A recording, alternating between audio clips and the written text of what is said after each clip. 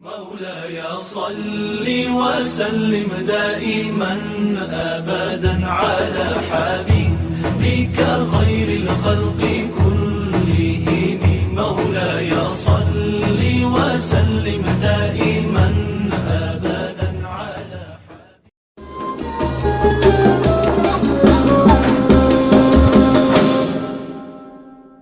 Bismillahirrahmanirrahim. Assalamualaikum warahmatullahi wabarakatuh. Waalaikumsalam warahmatullahi wabarakatuh. Alhamdulillahirabbil alamin wa bihi nasta'in wa ala umurud dunya waddin. Sayyidina Muhammadin wa ala alihi wa ashabihi ajmain.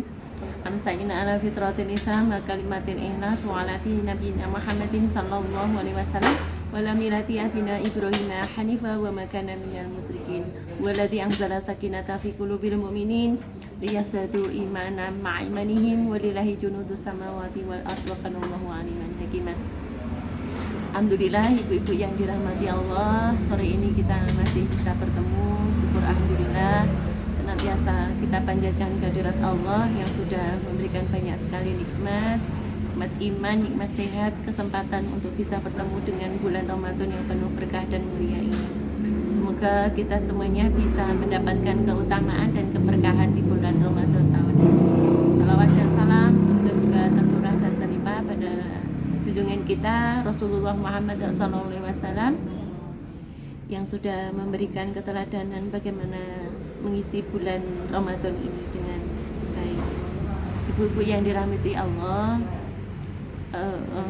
puasa Ramadan yang sudah kita jalani tentunya akan jauh lebih baik manakala kita itu menghayatinya gitu ya. Jadi nanti jangan sampai puasa ini hanya terlewati begitu saja tanpa ada target-target yang memang sesungguhnya sudah kita buat tetapi tidak bisa untuk kita laksanakan gitu ya. Jadi monggo ini sebagai sebuah perjalanan.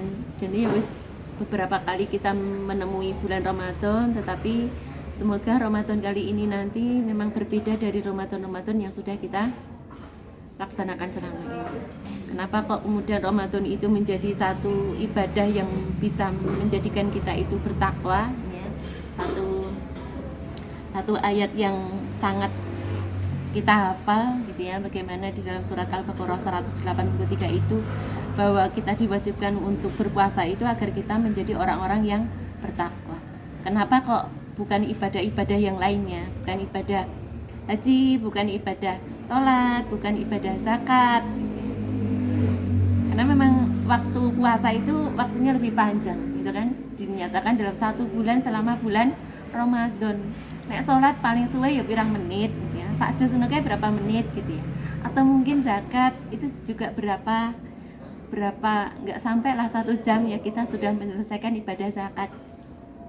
Bahkan mungkin sekarang teknologi langsung transfer gitu ya, kita sudah melaksanakan ibadah zakat, sedekah dan sebagainya. Begitu juga dengan haji, cuma 3 hari selesai sebetulnya, 8, 9, 10 sudah selesai.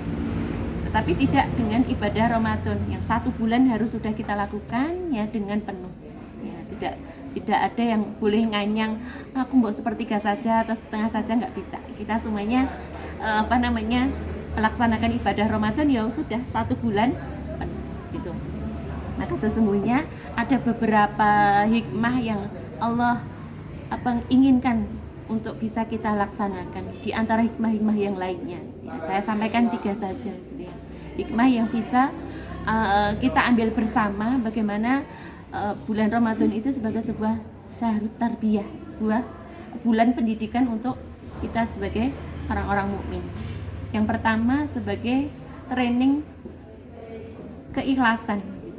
Jadi Ramadan itu sebagai latihan kita untuk bisa ikhlas. Ibadah puasa itu yang mengetahui hanya kita dan Allah saja, gitu ya. Jadi tidak ada orang yang tahu selain kita dan Allah saja. Mungkin ada orang-orang ya jadi ikut buka, ikut sahur, tetapi bisa jadi siangnya itu menyantap makanan enak. Mlebu kamar, bisa juga dia minum minuman yang menyegarkan. Tapi sekali lagi, kita sebagai orang mukmin ternyata selapar-laparnya kita tidak akan makan walaupun tidak ada orang. sehaus-hausnya kita juga tidak akan minum walaupun tidak ada teman gitu ya. Maka itu mengajarkan bagaimana pengawasan Allah itu begitu lekat ketika dalam kondisi puasa. Kita merasa diawasi oleh Allah gitu ya. Walaupun tidak ada orang yang melihat, kita tidak akan melakukan untuk menyimpang dari hal-hal yang membatalkan puasa ya. Buktinya ya tadi. Jadi puasa itu mengajarkan kita benar-benar ibadah yang ikhlas karena Allah. Sehingga dalam hadis Rasulullah dikatakan man shoma ramadhana imanan wa ihtisaban ghufirallahu ma taqaddama min dzambi. Itu ketika didasari dengan iman dan penuh pengharapan gitu ya. Namanya iman, benar-benar percaya bahwa kita berpuasa itu karena Allah saja, bukan karena pekewo, bukan karena malu, bukan karena sesuatu, tapi karena iman kepada Allah, ingin mencari ridhonya Allah. Jadi ya tadi, walaupun tidak ada yang melihatnya, semata-mata kita hanya ingin mendapatkan penilaiannya dari Allah. Maka benar sekali ketika Allah mengatakan bahwa puasa itu ya, amalnya Bani Adam itu adalah untuknya, kecuali puasa. Kalau puasa itu untukku dan aku sendiri yang akan membalasnya. Ya kan Bu ya. Jadi ketika kita dalam kondisi puasa ngene iki, sapa ta sing ngerti gitu kan. Mungkin pas bukan bulan Ramadan kita puasa kan nggak ada yang tahu. Misalnya ketika di moro tamu kita disuguh minuman, makanan, Bu monggo diunjuk lah kayak ngomong kula siam begitu. Tapi kalau bulan Ramadan seperti ini ya, semuanya puasa, semuanya itu kelihatan puasa. Bisa jadi ya tadi, ya melu sahur, melu buka, pokoknya enek makan yo nggak dimakan, ya, anteng kaya koncone gitu ya. Itu yang tahu diri kita sendiri, orang lain nggak tahu kita puasa apa enggak gitu. Maka mengajarkan kepada kita semata-mata bahwa yang melihat perbuatan kita hanya Allah saja. Alangkah indahnya manakala ini bisa dihayati oleh semua orang gitu nggih. Bahwa kita tidak mengharapkan pujian manusia, tidak mengharapkan validasi dari manusia, tetapi kita hanya ingin mengharapkan ridhonya Allah saja. Ketika umat Islam itu seperti ini semuanya, itu nggak akan mungkin akan ada yang namanya korupsi. Menurut isi wae dihapus yang mana 1 juta dari 1.000 milik dia, 900 milik saya. Oke saya kan. Maka puasa ini mengajarkan kita untuk ikhlas gitu ya. Benar-benar ikhlas. Karena yang tahu puasa dan tidak itu hanya kita dan Allah saja. Kemudian yang kedua, puasa itu sebagai sebuah training keistiqomahan. Ketika bulan Ramadan ini waktu kita itu benar-benar sibuk, padat gitu ya, tertata dengan rapi gitu ya. Jadi jam sekian buka, baru jam sekian tarawih, baru sekian darus, kemudian bangun sahur mungkin sholat malam, habis itu subuh, maksura dan sebagainya, semuanya tertata. Bagaimana ketika 1 bulan penuh kita lakukan, semoga itu menjadi satu keistiqomahan gitu ya. Kalaupun mungkin nanti tidak secara jumlah itu tidak sebanyak yang kita lakukan di bulan Ramadan, paling enggak kita sudah istiqomah dulu gitu nggih. Maghrib sholat tepat waktu, kemudian kalau sahur, waktu sahur itu bangun walaupun tidak makan sahur, sholat malam begitu nih, subuh tidak terlambat.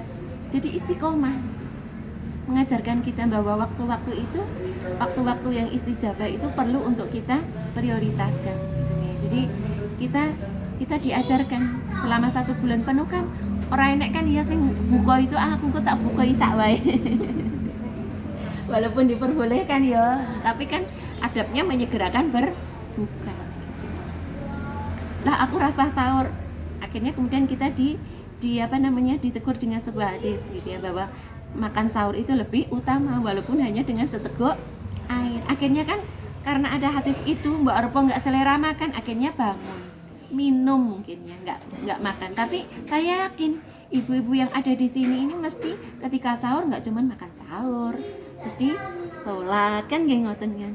Jadi sholat malam yang kemudian itu bisa dirutinkan gitu. Bahkan sholat tarawih diberikan fasilitas oleh Allah selama 1 bulan penuh, sholat tarawihnya nggak bolong gitu ya. Jadi Masya Allah, bagaimana latihan untuk bisa istiqomah dengan kegiatan-kegiatan itu bisa kita teruskan ketika di luar bulan Ramadan. Ya. Jadi apa namanya nggih, jadwal yang tertata rapi itu akan menjadikan kita itu nanti jadi lebih produktif gitu ya. Jadi nek wis terjadwal bukan kepenak gitu ya. Tapi kalau tidak ada jadwalnya itu bariki ngopo yo gitu. Akhirnya cari-cari kegiatan yang bisa jadi kalau kegiatannya positif. Kalau cuman scroll dan terus itu dilakukan kan juga nanti justru menghabiskan. Kemudian yang ketiga yaitu istiqomah, artinya training dalam hal ihsan.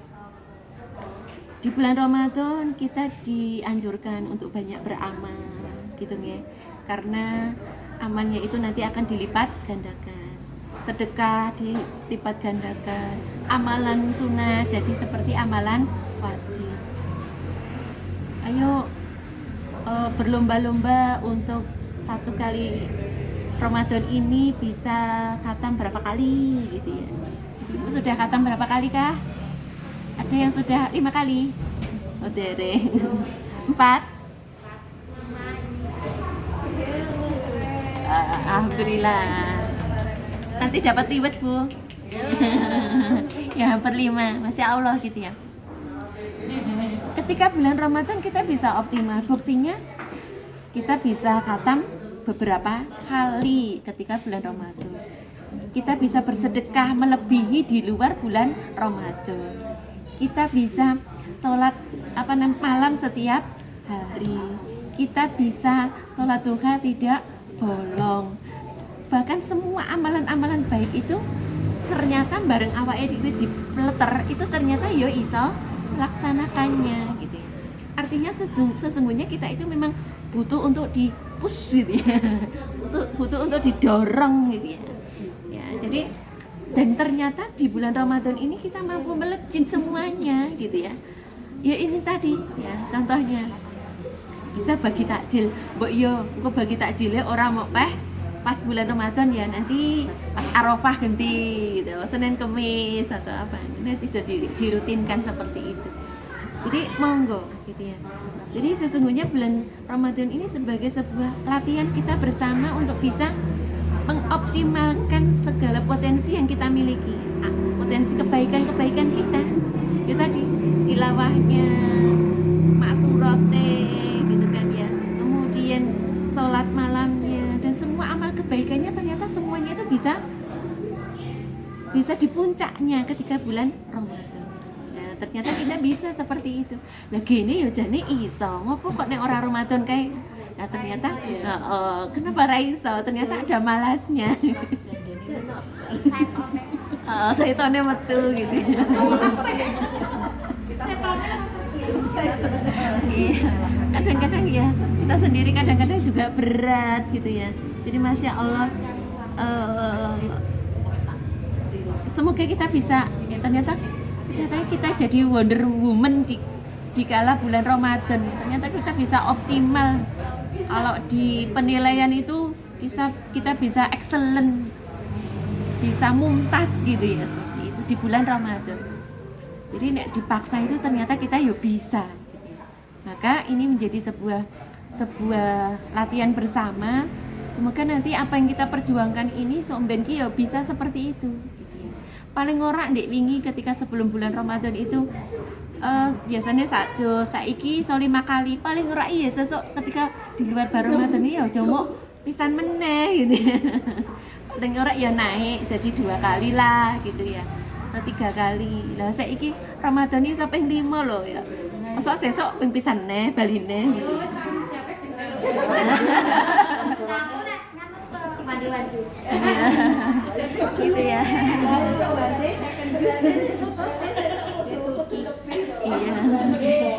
Orang lebih, maksudnya lebih sebelum bulan Ramadan gitu ya. Maksudnya sebelum bulan Ramadan itu kita biasanya cuma katam sekali, wande wanjo. Saiki sak bulan Ramadan iki sak katam ping 5 kudu sesuk yo wande ujus, wande trijus gitu ya.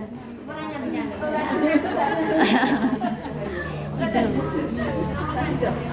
Ya, ya. Sebetulnya semuanya ada pengganggunya, tergantung tergantung kita itu ya, ketika diganggu mau enggak gitu ya, ya kan Bu ya. Sebetulnya semuanya ada enggak yang ganggu, cuman beda-beda aja tipe jenisnya pengganggu. Ada gangguannya anak, ada gangguannya suami, ada gangguannya pekerjaan, ada gangguannya tetangga, ada gangguannya apa namanya yang lainnya, ngantuk gitu ya. Jadi semuanya sebetulnya ada yang ganggu. Jadi Masya Allah, monggo ini Syahrul Ramadan masih tersisa 15. Semoga kita bisa mengais sisa-sisa Ramadan ini. Kalau kemarin setengah yang awal sudah terlewatkan, monggo bersama-sama ya. Kita berusaha menjadikan pertengahan akhir di bulan Ramadan ini jauh lebih baik. Jadi caranya kita lagi di training ini mengko metu ya lulus kabeh. Semoga kita diberikan kekuatan, diberikan kemudahan ya untuk bisa melaksanakan Ramadan ini lebih baik daripada tahun yang kemarin. Itu saja nggih. Jadi satu hal yang kemudian bisa menjadi penyemangat kita itu nggih Ibu-ibu adalah ketika kita itu nanti akan mendapatkan ampunannya Allah Subhanahu wa taala. Ya, seperti hadis yang saya baca di depan tadi. Itu seperti layaknya seorang tahanan yang akan mendapatkan remisi. Tahanan itu remisi itu kira-kira bahagia apa enggak? Bahagia gitu ya. Jadi kalau dia dihukum sebanyak 20 tahun itu remisi 10 tahun itu kan senang banget gitu. Seperti itu kita yang kita itu banyak dosa, banyak kesalahan. Kalau kita itu mengibaratkan dosa-dosa kita itu, kalau kita berjalan itu nggak mampu berjalan karena saking beratnya dosa-dosa yang kita pikul. Alangkah bahagianya kemudian ketika dosa-dosa itu kemudian diampuni oleh Allah Subhanahu wa taala dengan puasa kita hari ini. Semoga kita semuanya mendapatkan ampunannya Allah Subhanahu wa taala. Itu saja, semoga bisa bermanfaat dan bisa mengingatkan kita semuanya akan pentingnya bulan Ramadan ini. Kapan kalau ada salahnya saya akhiri. Assalamualaikum warahmatullahi wabarakatuh.